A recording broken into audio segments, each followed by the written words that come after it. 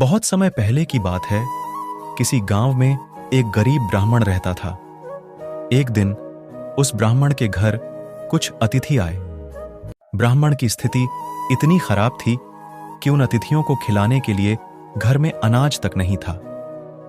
इस स्थिति को लेकर ही ब्राह्मण और उसकी पत्नी के बीच थोड़ी कहासुनी होने लगती है। ब्राह्मणी कहती है, तुम्हें पेट भरने योग्य अनाज कमाना भी नहीं आता है। इसी का नतीजा है कि आज घर में अतिथि आ खड़े हुए हैं और हमारे पास उन्हें खिलाने के लिए कुछ भी नहीं है। इस पर ब्राह्मण अपनी पत्नी से कहता है, कल कर्क संक्रांति है, मैं कल भिक्षा लेने के लिए दूसरे गांव जाऊंगा। वहां एक ब्राह्मण ने मुझे आमंत्रित किया है। वह सूर्य देव की तृप्ति के लिए कुछ दान देना चाहता है। तब तक जो कुछ भी घर में है उसे आदर सत्कार के साथ अतिथियों के सामने रखो। ब्राह्मण की यह बात सुनकर ब्राह्मणी कहती है, तेरी पत्नी होकर मैंने कभी सुख नहीं भोगा है। न कभी खाने को मेवा मिष्ठान मिला, न ही ढंग के वस्त्र और आभूषण। आज तू कह रहा है कि जो भी घर में पड़ा हो वो अतिथियों के समक्ष रख दो। जब कुछ है ही नहीं तो मैं उनके सामने क्या रख दूं?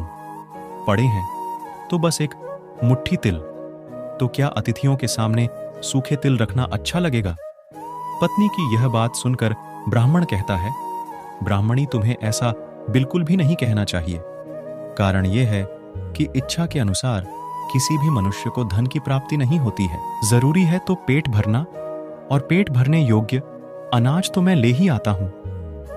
अधिक धन की चाहत अच्छी नहीं।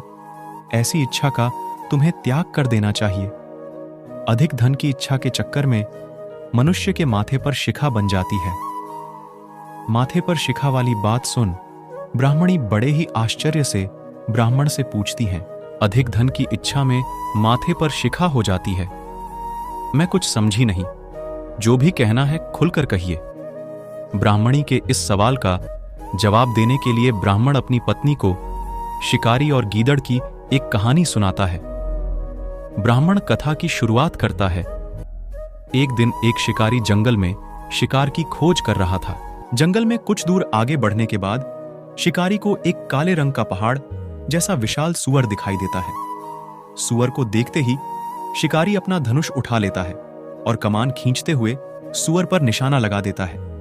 कमान से निकला हुआ तीर तीव्र गति से सूअर को घायल कर देता है। घायल होने पर सूअर चिंघाड़ता हुआ शिकारी पर पलटवार कर देता है। सूअर के तीखे दांतों से शिकारी का पेट फट जाता है।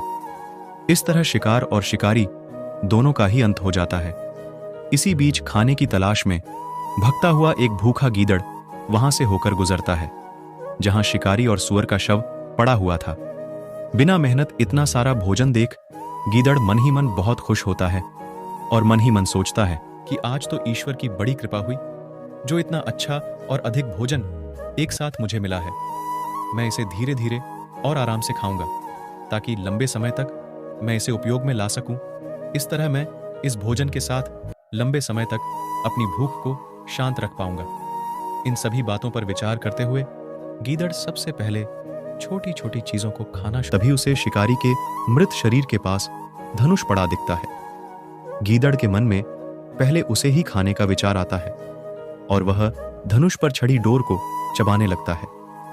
गीदड़ के चबाने से धनुष पर छड़ी डोर टूट जाती है और डोर के टूटने से धनुष का एक सिरा वेग के साथ गीदड़ के माथे को भेदता हुआ ऊपर निकल आता है। गीदड़ के माथे को भेदकर धनुष का जो सिरा गीदड़ के सिर पर निकल आता है, वह ऐसा प्रतीत होता है मानो गीदड़ के माथे पर शिखा निकल आई हो। घायल होने के कारण कुछ देर बाद गीदड़ की भी मौत हो जाती है। इतना कहते हुए ब्राह्मण कहता है, ब्राह्मणी, इसीलिए मैं कहता हूं कि जरूरत से अधिक लोभ से माथे पर शिखा आ जाती है। यह कथा सुनने के बाद ब्राह्मणी कहती है, ठीक है, अगर ऐसी ही बात है तो घर में जो मुट्ठी भर तिल पड़े हैं उन्हीं को मैं अतिथियों को खिला देती हूं। ब्राह्मणी की यह बात सुनकर ब्राह्मण संतुष्ट होता है और भिक्षा मांगने के लिए घर से बाहर निकल जाता है। वहीं ब्राह्मणी भी घर में पड़े तिल को धूप में सुखाने के लिए फैला देती है। तभी कहीं से एक कुत्ता आ जाता है और उन साफ तिलों पर पेशाब कर देता है जिससे सभी तिल खराब हो जाते हैं। तिल के खराब हो जाने पर ब्राह्मणी काफी परेशान हो जाती है और सोचती है, यही तो तिल थे जिन्हें पकाकर मैं अतिथियों को खिला सकती थी। अब मैं क्या करूं? काफी देर सोचने के बाद ब्राह्मणी को एक तरीका सूझा। उसने सोचा कि अगर वह गंदे तिलों के बदले साफ तिल देने की बात कहेगी तो कोई भी आसानी से मान जाएगा।